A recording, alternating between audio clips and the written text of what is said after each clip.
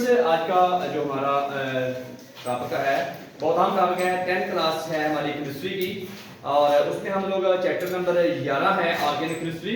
उसमें हम लोग बात करेंगे कि ऑर्गेनिक केमिस्ट्री के अंदर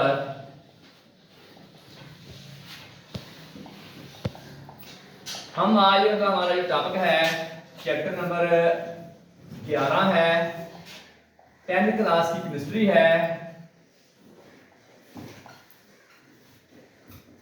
इसमें हम लोग स्टूडेंट्स पढ़ेंगे कि ऑर्गेनिक कंपाउंड्स जो होते हैं, ऐसे कंपाउंड जो कार्बन और हाइड्रोजन पर मुश्तमिल होते हैं और उनके डेरिवेटिव्स पर मुश्तमिल होते हैं, उन्हें हम बोलते हैं ऑर्गेनिक कंपाउंड। तो स्टूडेंट्स, ये ऑर्गेनिक कंपाउंड्स की कुछ जनरल कैरेक्टरिस्टिक्स होती हैं।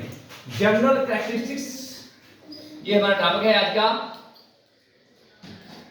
Characteristics of organic compound।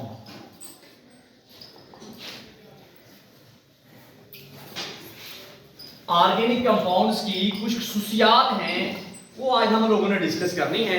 उसमें सबसे पहला हमारा जो खुसूसियात है वो स्टूडेंट्स ये है कि ओरिजिन। सर, इसका जरिया, माखज, सोर्स क्या है, आखिर ये निकलते कहां से हैं ऑर्गेनिक कंपाउंड। सर, इसके दो बड़े, मैं जनरल आसान अल्फाज में आपको बताऊंगा, फिर आप उनको अपने मोतियों में पिरो लेना जिस मर्जी लैंग्वेज के अंदर। पंजाबी में सादा सिंपल उर्दू में समझ लीजिएगा। सर, जराए क्या है इसके, माखज क्या है, मंबा क्या है। नंबर 1, सर पौधे के अंदर प्लांट्स और एनिमल जहां से निकलते हैं। ऑर्गेनिक कंपाउंड का मेन सोर्स जो है वो हम लोग ऑर्गेनिक कंपाउंड हासिल करते हैं नेचुरली तौर के ऊपर प्लांट से और एनिमल से। दूसरी तरफ इनऑर्गेनिक कंपाउंड्स हैं, वो हम लोग मिनरल और रॉक से हासिल करते हैं। इनऑर्गेनिक मिनरल और रॉक से, और ऑर्गेनिक है वो प्लांट्स और एनिमल से। इनऑर्गेनिक मिनरल और रॉक से, ये मेरा ओरिजिन है। Number 2, sir composition. सर तरकीब, जो उर्दू में बोलते हैं, ये आखिर जो है इसके सर ये मुश्तमिल किस चीज के ऊपर होते हैं। सबसे बड़ी बात है कार्बन पर, वरना हाइड्रोजन, कार्बन और हाइड्रोजन और इनके डेरिवेटिव्स पर। डेरिवेटिव्स, कार्बन, हाइड्रोजन और उनके डेरिवेटिव्स पर मुश्तमिल होते हैं। कौन? Organic compounds. तमाम ऑर्गेनिक कंपाउंड कार्बन पर मुश्तमिल होते हैं। आप इसको थोड़ा सा और वाइड कर लेंगे, सर कार्बन और हाइड्रोजन दोनों पर मुश्तमिल होते हैं। तो ये कुछ एलिमेंट से मिलकर बनते हैं, सारे के सारे प्योर कार्बन नहीं होते, कोई और एलिमेंट भी इसमें होते हैं। मेन है ना, वो हमारा कार्बन होता है। इसके अलावा भी इसमें कोई और एलिमेंट्स भी होते हैं, जिसमें हम लोग कहते हैं carbon, hydrogen, nitrogen, oxygen, sulphur, phosphorus, ये इस तरह की चीजें सर वो और भी होती हैं। तो ये वाले हैं कि sir carbon, hydrogen, sulphur, phosphorus. Sir ये इन जो ये कार्बन के अलावा ये होते हैं, ये वाले भी होते हैं इसके अंदर, हैलोजन वगैरह, ये ऑर्गेनिक है। तो ये इनऑर्गेनिक सर वो कौन से होते हैं?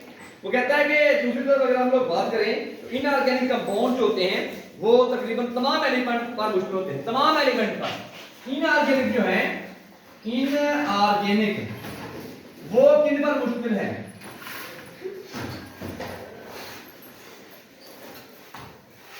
इनऑर्गेनिक कंपाउंड्स जो है ना, वो पीरियोडिक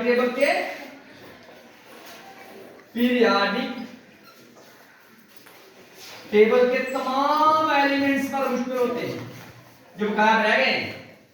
सर इस तरह ये है, अगर ओरिजिन की बात करें, जराए की बात करें, मंबा की बात करें, तो ऑर्गेनिक तो पौधे जानवरों से निकलते हैं, और इनऑर्गेनिक कहां से निकलते हैं? इनऑर्गेनिक वो रॉक से और साल्ट्स, नमकियात और चट्टानों से, उधर से निकलते हैं। और कंपोजिशन की बात करें तो ऑर्गेनिक है कार्बन, हाइड्रोजन पर मुश्तमिल होते हैं, जहां carbon, hydrogen, sulphur, phosphorus, halogen पर मुश्तमिल होते हैं। लेकिन इनऑर्गेनिक होते हैं इन एलिमेंट्स के अलावा जितने भी एलिमेंट्स पीरियोडिक टेबल के अंदर पाए जाते हैं उनसे मिलकर इनऑर्गेनिक कंपाउंड्स बनते हैं। नंबर 3,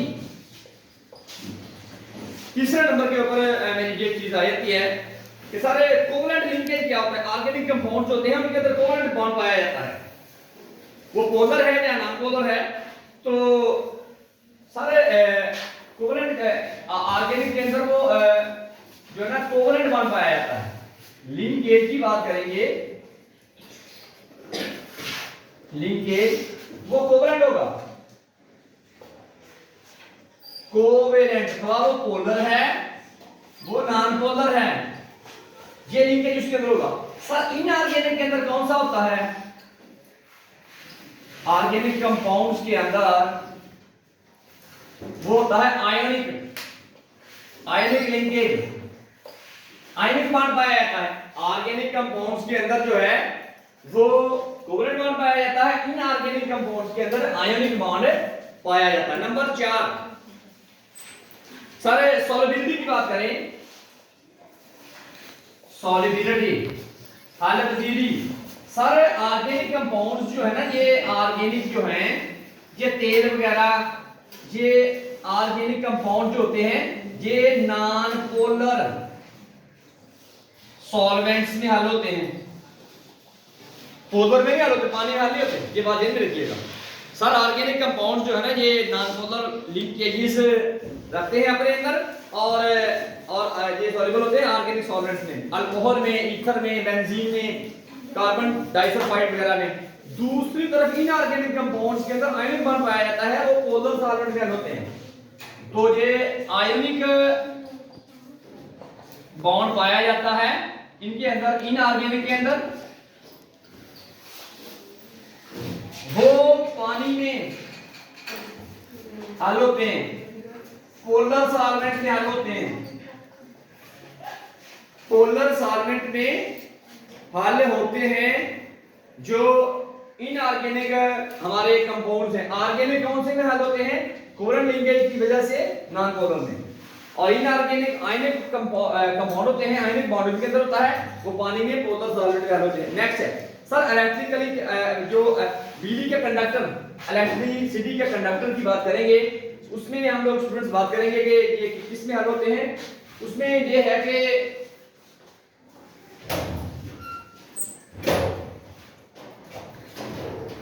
तो सर बिजली के कंडक्टर की अगर बात करें तो इसमें वो ये है कि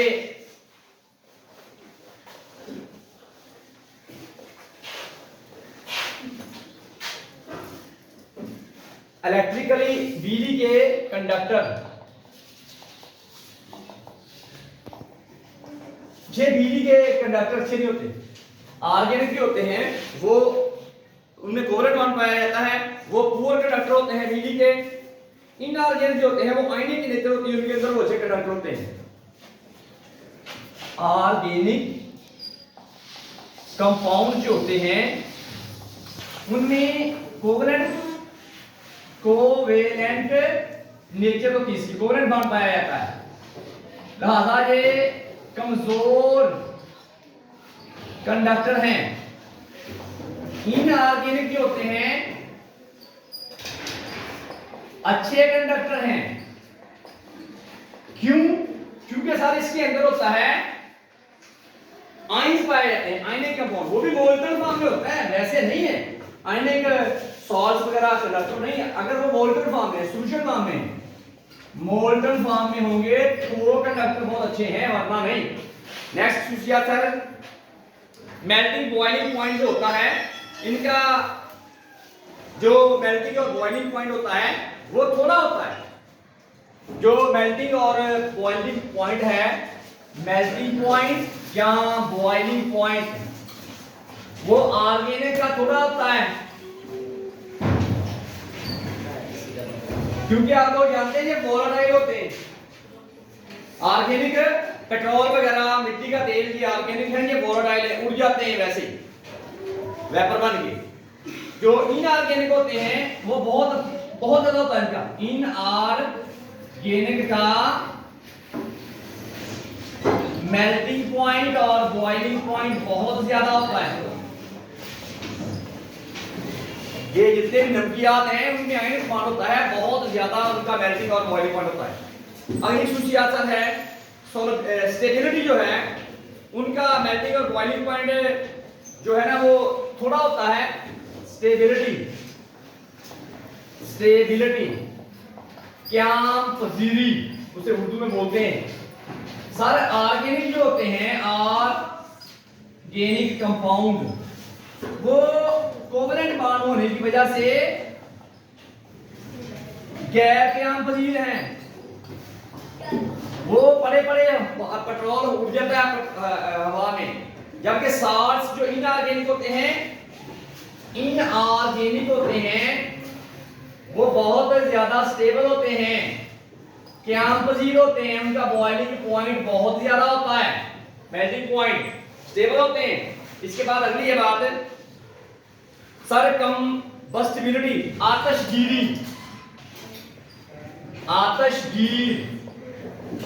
सर ऑर्गेनिक जो होते हैं वो उनको आग लग जाती है, इनऑर्गेनिक को आग नहीं लगती। नमकियात वगैरह को आप लोग देखते हैं कि आग नहीं लगती, ऑर्गेनिक को पेट्रोल को आग पकड़ लेती है। ये कंबस्टिबिलिटी जो होती है वो हम लोग देखते हैं कि ऑर्गेनिक के अंदर हाई परसेंटेज ऑफ कार्बन होती है, वो आग बहुत जल्दी पकड़ लेती है। पेट्रोल वगैरह ये जितनी भी गैसेस हैं ये अपनी नेचुरल गैस वगैरह है। इसके बाद है अक्सर अगला आइसोमरिज्म। ये मेन खासियत है ऑर्गेनिक कंपाउंड्स की कि जो उनको मुख्तलिफ कंपाउंड में ऑर्गेनिक और इनऑर्गेनिक में मेन फर्क जो है वो आइसोमरिज्म का है कि सर वो आइसोमरिज्म होता है, इनके अंदर एक खासियत है। सर ये आपकी आइसोमरिज्म का जो टॉपिक है आइसोमरिज्म, ये ऑर्गेनिक के अंदर होती है, इनऑर्गेनिक के अंदर नहीं होती। ऑर्गेनिक के अंदर है, इनऑर्गेनिक में नहीं है। ये बात ध्यान रखिएगा आप लोग। आइसोमरिज्म के स्ट्रक्चरली डिफरेंट होना किसी मॉलिक्यूल का और मॉलिक्यूलर तौर के ऊपर सेम होना वो आइसोमरिज्म कहलाता है। ये मेन फर्क है हमारा ऑर्गेनिक और इनऑर्गेनिक के अंदर। तो ये फेनोमेनन आइसोमरिज्म का ऑर्गेनिक शो करता है, इनऑर्गेनिक बहुत रेयर होता है। इसके बाद एंड वाला है rate of reaction. Covalent bond होने की वजह से ऑर्गेनिक कंपाउंड का जो रिएक्शन का रेट है वो भी कोवलेंट लिंकेज की वजह से होता है। तो ये अक्सर स्लो होता है और इनको स्पेसिफिक कंडीशन चाहिए होती है खास तरह के ये रिएक्शन का रेट। सारे ऑर्गेनिक कंपाउंड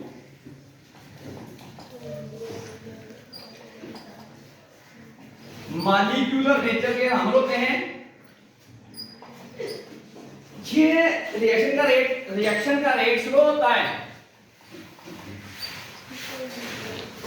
आहिस्ता होता है इसका, और खास तरह की कंडीशंस चाहिए, खास प्रेशर, खास टेम्परेचर, खास कंडीशन में रिएक्ट करता है।